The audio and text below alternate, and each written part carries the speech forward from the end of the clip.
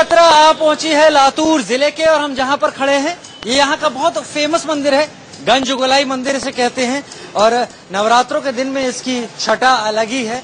लेकिन ये Indian news राजनीतिक समीकरणों को समझने के लिए इस वोट यात्रा पर निकला है, तो लिहाजा लोगों से बातचीत करते हुए आगे बढ़ेगा।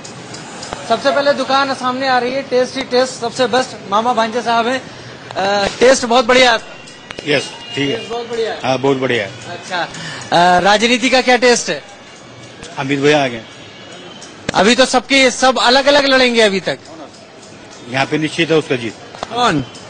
अमित भैया देशमुख। अमित भैया अगर पब्लिक ना जानती हो तो अमित देशमुख की बात कर रहे हैं, विलासराव देशमुख के छोटे बेटे, उनकी यहाँ से जीत की बात कर रहे हैं। 6 सीटों की बात है यहाँ पर, टोटल लातूर जिले में 6 सीटें हैं, और 6 सीटों में से 2 शहरी और ग्रामीण लातूर के आसपास पड़ती है। इसमें एक पर दावा ठोक रहे हैं कि अमित देशमुख जीतेंगे।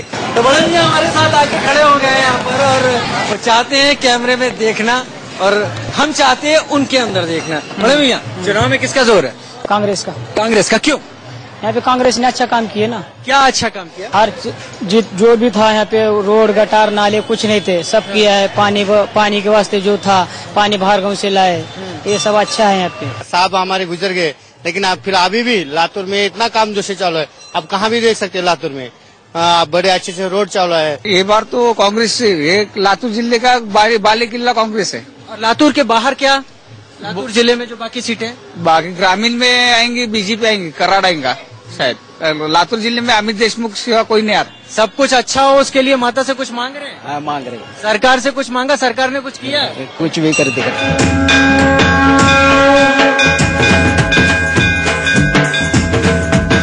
तो लातूर की सीमा पर हम हैं, यहाँ पर एक चौराहा है जो कि ये रास्ता, ये जो सरकार से कुछ मांगा, सरकार ने कुछ किया? कुछ भी कर देगा।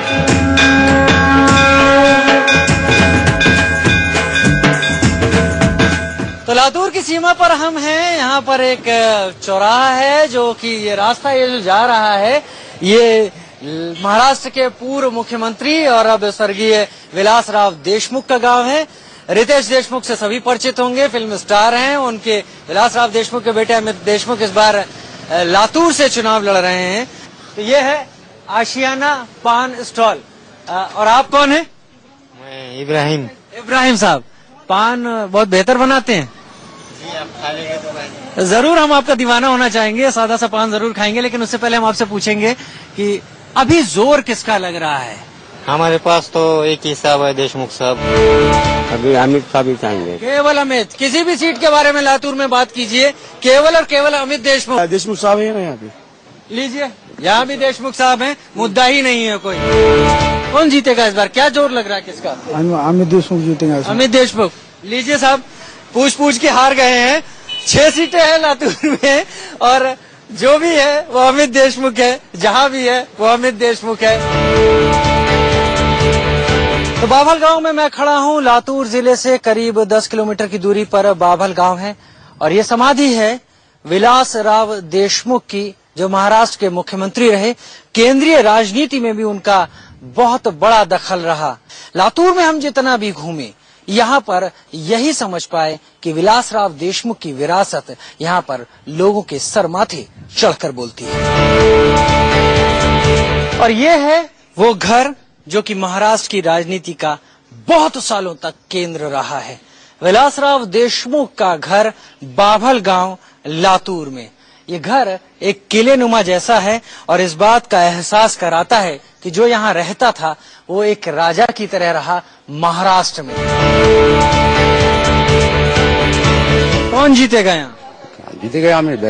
अमित जीतेगा यहाँ पर। लातूर में है कांग्रेस है, कांग्रेस वाले। बाकी और कोई नहीं? बाला साहब ठाकरे, मोदी, कोई नहीं इधर कोई नहीं है। ये तारीख थी 30 सितंबर 1993, सुबह के करीब 4 बजे का वक्त। मैं जिस धरती पर खड़ा हूँ ये लातूर की धरती है, और किल्लारी गांव की जमीन है। यहाँ पर आज से करीब करीब 21 साल पहले एक ऐसा जलजला आया था, एक ऐसा भूकंप आया था जिसमें रिकॉर्ड्स के मुताबिक करीब 10,000 लोगों की मौत हुई थी और 30,000 लोग घायल हुए थे। कभी यहाँ पर किसी का झोपड़ा हुआ करता था, किसी का घर हुआ करता था। इस तरफ ही नहीं, दूसरी तरफ अगर आगे बढ़ते हैं तो दूसरी तरफ भी ऐसा ही लगता है। ऐसा लगता है कि जैसे यहाँ पर किसी ने अपना आशियाना बनाया हुआ था, बाकायदा नींव बची रह गई है, पास में काफी कुछ टूटा पड़ा हुआ है। हमारे सामने एक बड़े मियाँ हैं यहाँ पर जो यहीं के रहने वाले हैं, कुछ इनसे ही पूछते हैं क्या हालात था उस दिन। ऐसा जलजला हुआ कि हम अंदर फंस रहे, जमीन के अंदर घुस रहे। जब जमीन में से आवाज जैसा था, रेल जैसा पटरी चलती थी, वही माफिक जमीन अंदर आवाज आई। लातूर के आजू बाजू जितने छोटे छोटे गांव है ना, उधर का कुछ नहीं किया। अभी बीजेपी आने के बाद जरा हमको भी जरा अपेक्षा लग रही है कि आएंगे, कुछ तो कर जाएंगे, वो तो कुछ तो करेंगे, ऐसा हमारी एक उम्मीद है। लातूर शहर में तो लोग केवल अमित देशमुख की बात करते हैं। अभी एरिया में फर्क पड़ता है ना इलेक्शन के बारे में। जो है सो अभी फिलहाल तो कांग्रेस का कुछ नहीं चल रहा। उम्मीद है चुनाव में जो लोग यहाँ के चाहते हैं, वही वैसा ही कुछ होगा और यहाँ के लोग भी धीरे धीरे ही सही लेकिन आगे बढ़ने की तरफ अग्रसर होंगे। लातूर के किलारी गांव से कैमरा पर्सन संजीव गुंबर के साथ राजीव शर्मा, इंडिया न्यूज।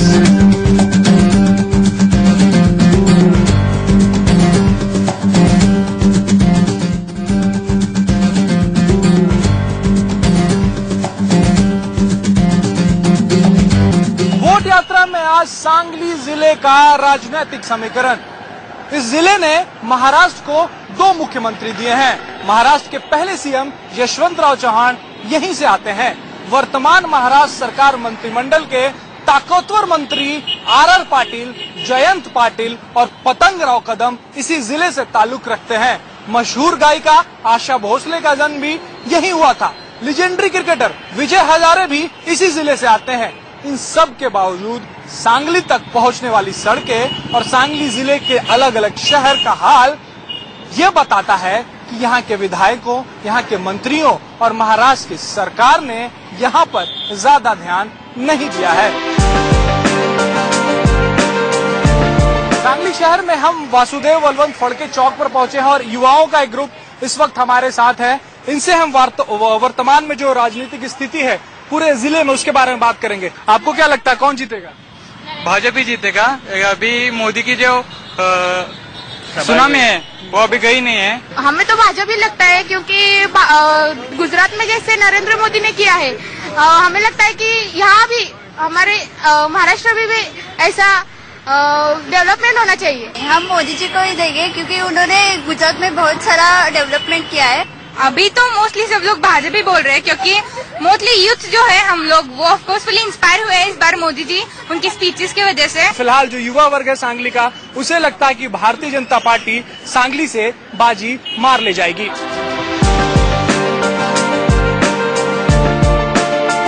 सांगली के महाराजा चौक पर भज्जी भी है और चाय भी है, तो इन दोनों का मजा लेते हुए राजनीति की बात जो है वो यहाँ पे लोग कर रहे हैं। हम भी इसमें शामिल होते हैं। पूरे सांगली की अगर बात करें तो किसकी हवा लग रही है, कौन जीतेगा? बीजेपी। क्यों? पहले अभी केंद्र में भी बीजेपी सरकार है, इसलिए भी सांगली में बीजेपी सरकार आने वाली। जो मोदी सरकार कर रहे हैं वही ठीक है और वही कर रहे हैं। उद्धव ठाकरे को वोट मिलेगा? मिलना तो उद्धव ठाकरे को मुश्किल है, बाकी नरेंद्र मोदी ही आएगा। एमएनएस का इंजन चलने का? नहीं चलने का कमल चलेगा। उसका घमंड है, उसका घमंड खड़े होने का। नरेंद्र मोदी को लेके काफी आशान्वित है लोग कि वो विकास करेंगे। यही वजह है कि वो चाहते हैं कि प्रदेश में भी बीजेपी की सरकार रहे तो विकास जो है वो दुगने गति से आगे बढ़ेगी। सांगली जिले में हम जहां भी घूमे सड़कों का बुरा हाल दिखा और इस वक्त सांगली से हम सतारा का सफर तय करना चाह रहे थे और जो सड़क का हाल है वो काफी बदहाल है। हाँ, बनाने की कोशिश जरूर हो रही है लेकिन लोगों से बात हुई, उनका कहना है कि सालों से ये सड़क ऐसे ही है। अब चुनाव आने वाले थे तो सुगबुगाहट जागी है और शायद इसी वजह से अब सड़कों का जो है निर्माण कार्य शुरू हुआ है। तो इतना धीमा चल रहा है कि गत इलेक्शन जो हुआ 5 साल का, उसमें सिर्फ हमारे गांव के नजदीक तक हुआ 8 किलोमीटर का और बाद का जो 7 से 8 किलोमीटर का है वो बहुत धीमी गति से काम चल रहा है, वादे पूरे नहीं हो रहे। आर पाटिल, जयंत पाटिल और पतंगराव कदम बहुत बड़े नाम है महाराष्ट्र की राजनीति के। यहीं से आते हैं और तकरीबन तीनों पिछले 15 सालों से मंत्री हैं, लेकिन विकास जो है वो यहां से काफी दूर सांगली से रहा है। खैर, इस चुनाव में सांगली की जनता क्या रुख अख्तियार करती है, किसको अपना वोट देती है और अपनी तकदीर बदलने के लिए, इस इलाके में विकास को लाने के लिए किसे चुना जाता है, इस पर सबकी नजर रहेगी और 19 तारीख को ये साफ हो जाएगा। कैमरामैन रोहित कुमार के साथ राजेश कुमार, इंडिया न्यूज, सांगली।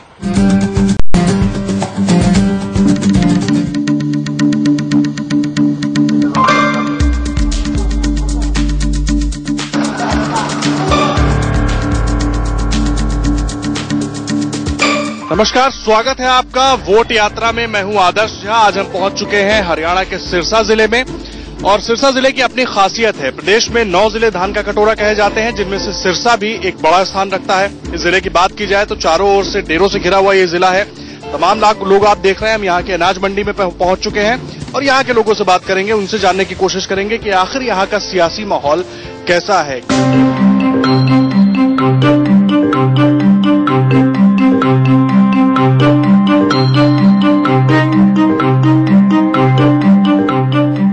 तो अनाज मंडी में पहुंच चुके हैं हम। बहुत सारे लोग यहाँ पर मौजूद हैं। मेरे चारों तरफ आप देख सकते हैं धान ही धान फैला हुआ है। लोग काम कर रहे हैं, धान को अलग अलग तरीके से उसको प्रोसेस किया जा रहा है। बहुत सारे लोग और मौजूद हैं यहाँ पर। हमारे साथ कई सारे मित्र यहाँ पर मौजूद हैं, उनसे बात करेंगे, जानेंगे सिरसा के लोगों के मन में क्या है, किसानों के लिए अब तक क्या हुआ है, क्या उम्मीदें कर रहे हैं और क्या क्या सोच रखा है उन्होंने अपने जिले के बारे में।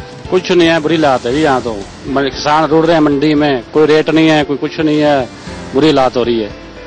जो बढ़िया काम करेगा, जिम्मेदार के लिए बढ़िया रेट देगा, उसी को करेंगे। मन बनाएंगे, सोचेंगे।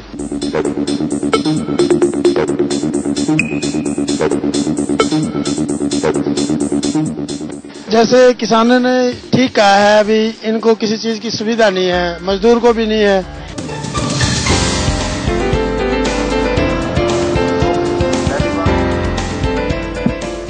और अनाज मंडी के बाद हम पहुंच गए हैं सिरसा जिले के गांव माधव सिंघाड़ा में। यहाँ पर इस गांव में क्या हाल है, चौपाल पर बैठे लोगों से बात करेंगे, उनसे जानने की कोशिश करेंगे उनकी समस्याएं क्या हैं।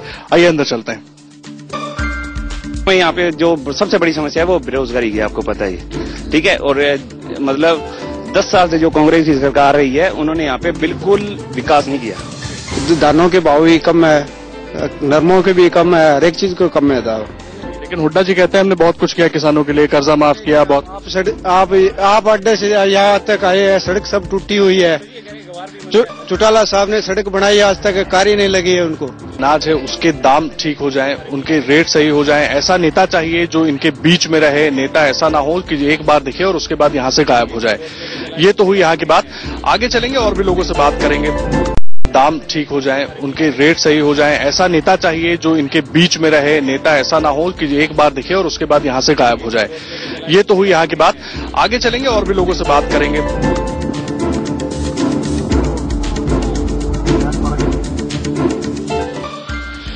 तो अब हम सिरसा शहर के भीतर पहुंच चुके हैं, बाजार में है, मेन चौराहे पर है। चौराहे का नजारा आप देख सकते हैं। यहाँ पर लोगों से बात करने की कोशिश करेंगे, उनसे जानने की कोशिश करेंगे कि आखिर यहाँ का क्या हाल है। सिरसा के लिए हुड्डा ठीक है जी, भूपिंदर सिंह हुड्डा। काम धाम हुए सिरसा में? काम धाम तो नहीं हुए, काम धाम तो रोहतक में हो रहे हैं। बाकी फिर आप कैसे कह रहे हैं? गरीबों के लिए ठीक है। क्या किया? गरीबों के लिए, स्कूल के लिए, बच्चों को पढ़ाता है, पैसे देता है। लोग कहते हैं सिरसा का विकास नहीं हुआ। कोई भी क्षेत्र है, कोई भी क्षेत्र का कार्य धीरे धीरे होता है। फास्ट एंड स्मूथली एकदम से कोई भी कार्य नहीं किया जा सकता। सर ये बात तो ये है, ये जो भी आजकल का नौजवान लड़का है, उसके लिए पहले तो ये कोई भी सरकार आए उसके लिए काम चाहिए। उसके लिए बहुत सारे लड़के आजकल पहले फिर रहे हैं। यहाँ के विकास तो चौटाला साहब कर सकता है जी, सिरसा में, और कोई नहीं विकास कर सकता। कांग्रेस नेता अभी तक कुछ नहीं किया है। कर क्या रही है, 10-10 लाख रुपए एक आदमी से ले रही है नौकरी से। क्या नौकरी लगेगा तो 10 लाख रुपए दे देगी, नहीं लगेगा तो कौन देगा जी। क्षेत्र का हाल तो बुरा ही है जी, 10 सालों से हाल बुरा ही चल रहा है। हाँ, कैसे अब तो सरकार बढ़िया सरकार बनेगी, कोई काम किसकी बढ़िया सरकार होगी? भाजपा की सरकार सबसे बढ़िया। किसी का राजनीतिक झुकाव किसी पार्टी की तरफ है ये एक और बात हो सकती है, लेकिन सबसे बड़ी बात यह है कि विकास की जरूरत है सिरसा जिले को, चाहे बात सड़क की हो, चाहे सुरक्षा की हो, चाहे तमाम दूसरी सुविधाओं की बात हो, जरूरत सबको है। तो वोट यात्रा में हमने जाना सिरसा का हाल। आज के लिए इतना ही, मुझे दीजिए इजाजत, नमस्कार। कल फिर कहीं और मौजूद होंगे, वहां पर वोट यात्रा करेंगे, वहां पर लोगों से बात करेंगे, उनकी समस्याएं क्या है, उनका हाल क्या है। कैमरा पर्सन कमल नेगी के साथ आदर्श झा, इंडिया न्यूज।